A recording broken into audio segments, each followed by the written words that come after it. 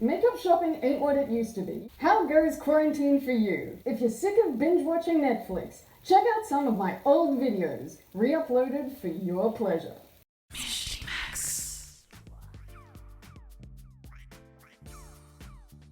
Hi, I'm Michty Max, and I'm here to share this lip art I think I'd like to call Galactic machines, with all the sparkle and mechanized attractions.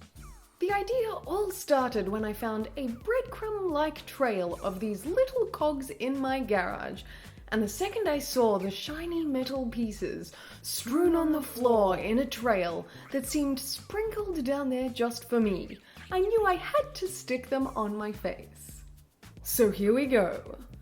I exfoliated my lips with a cotton bud and sluiced off the lip ointment from the surface. Then I slid on a layer of MAC Prep and Prime Lip Base to prepare my lips for the Makeup Geek Full Spectrum Eyeliner Pencil in Obsidian, which does a number on my eyes, but makes for a decent lip pencil. And with that implement, I went about outlining the perimeter of my lips before filling in the angular shape with the inky black darkness. And then I perfected the form and solidified the central silhouette to get a good solid base to begin. To cover that pencil, I have one of the Sugar Pill Pretty Poison Black Edition Bullet Lipsticks, this one in the shade 0. I shellacked that on to thoroughly coat the lips and removed the excess from the center with a cotton bud to avoid crud on the teeth. Now we have the ever-sparkly sugar pill pigment called Stella, and I'm using this to pat all over the matte black lipstick with a flat eyeshadow brush to pump up that black into a twinkling brilliance.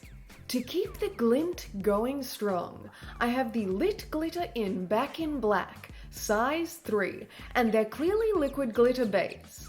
I first slopped on some glitter base over the lips in certain chunks, and then pressed on the black glitter over the top.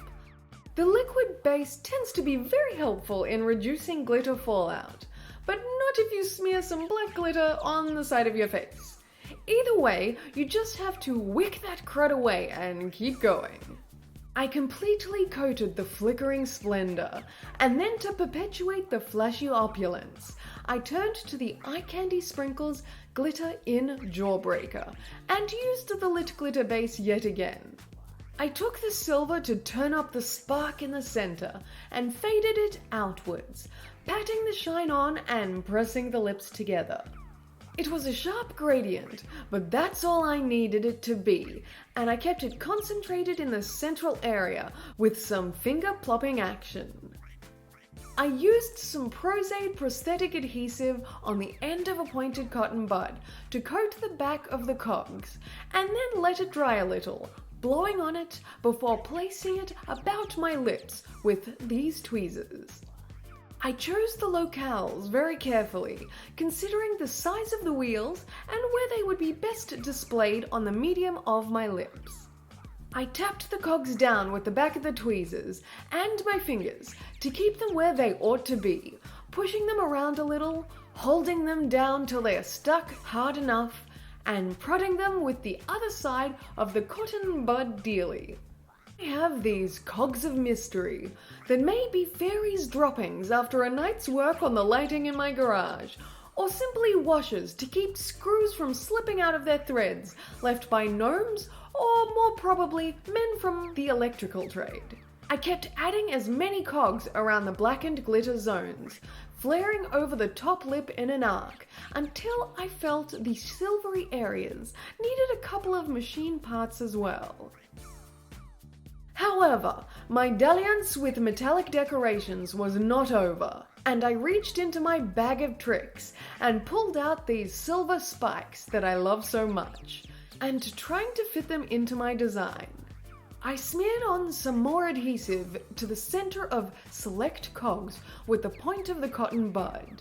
Then, to embellish the pattern further, I clasped the spikes in the pincers of the tweezers and slipped the dangerous-looking adornments inside those circles, as they fit like they were made for each other, perfectly created and quite at home, penetrating the flat wheels with pronged projections. And then I am satisfied with the array of mechanized industrial enhancements on my lips, and I will cease the tireless efforts to excite them with sharpened claws and pinpricks of light, capturing the starry firmament above us all. Thanks for watching. I hope you enjoyed this majestic mechanical lip art tutorial, and don't forget to subscribe for more videos. Also check out my band and podcast on iTunes.